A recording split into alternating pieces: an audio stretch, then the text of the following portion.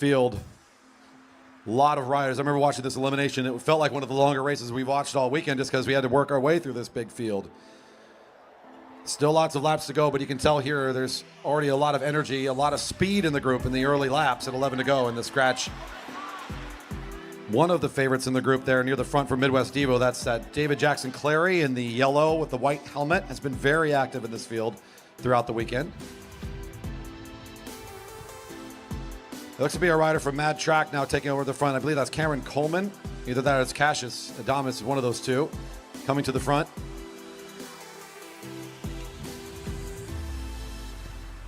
And that was Cassius there at the front temporarily. He'll push his way back to the front again as number 67.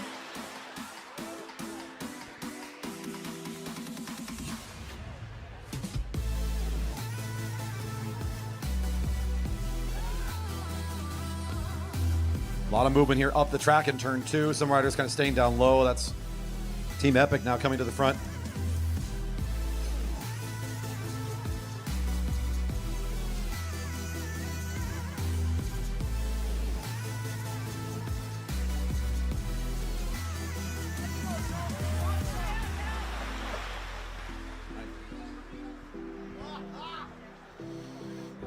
This is going to be an interesting race. We haven't really got to see a developed scratch race like this, just a very pure high-speed race for this group. And I think there's 5, 6, 7 names on this that I would be completely unsurprised to see win this scratch.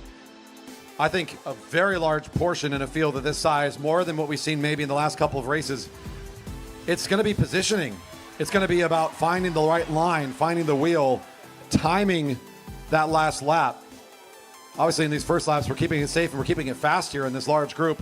And you do not want to ever be in a bad position in this group because it's large enough that something on the front could develop and you want to be in position to counter it. But again, I think a lot of these riders in this group, there's plenty of them poised to be in the top 3, top 5 positions. And I wouldn't be surprised if any of them find the win here tonight. Harder to see the strong favorite in the lineup. Partially, the gear restrictions all kind of make things a little bit more equal at the age group. That is part of the formula for the junior racing. Part of it is just we've got really good junior talent in this 15-16 group across the country. Look at the number of riders that are here. Look at how well matched they are. Look at the experience they're getting right now competing. The field all sitting up there in turn 3 and one rider taking the opportunity to send it down into the sprint lane. I can't quite tell who that is just yet. And 6 to go. It's the colors of San Jose Bice Club. Number 73, that's going to be Zach Rudy taking a leap to the front. This encourages the rider from Midwest Devo. That's Clary again back towards the front. Cassius covering that pretty quickly. Newman for Team Epic also in this bunch here. Is that Bearhofer in the red, I believe, the rider for Edge Cycling? Yeah, Gavin Newman, the Portland kid, not a name you've mentioned so far. I think he's been hanging out in the bunch, just following wheels, but he knows in this back half of the race, he's got to be in the front half of the field if he's going to stand a chance in the final sprint. I want to correct the previous call there for Super Racing. That was Samuel Frontholtz, number 74 in the red. That's near the front. He's been active on the front of this field a lot. Haven't got to see him in a bunch sprint very much here over the weekend. Trying to remember where he's been in those, but he's being very active here to keep the race moving at the front, as here he is trying to close down the gap off these leaders. Just because we haven't been calling his name in bunch sprints doesn't mean he doesn't have quite a kick. It could just be he just wasn't in a good positional place to actually make an effort towards the end. But showing his power there by closing down that gap, though we still have one rider off the front with 4 to go. Seth Holland from the Greater Houston area is on the turn here. Another name that I certainly would have looked down this list. I've seen him on the podium a couple times. Holland's got some nice results here this weekend. Maybe trying to get a little higher step on the podium with this breakaway move. This could be huge. 3 to go. Look at the gap. The infield certainly cheering for Seth Holland off the front. 67 is Cassius Adamski. He's going to do the work to start closing this down. Yeah, he's seeing him as a threat off the front. We're going into 2 to go, and Seth Holland's got 75-meter gap. It's starting to close down quickly.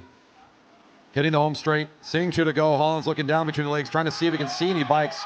Probably too far back to get a good look at him, but they're coming. 2 to go. Number 68 now in pursuit. That's Tristan Tukey. We've seen this rider off the front a bit too. trying to get a finish for himself and this team.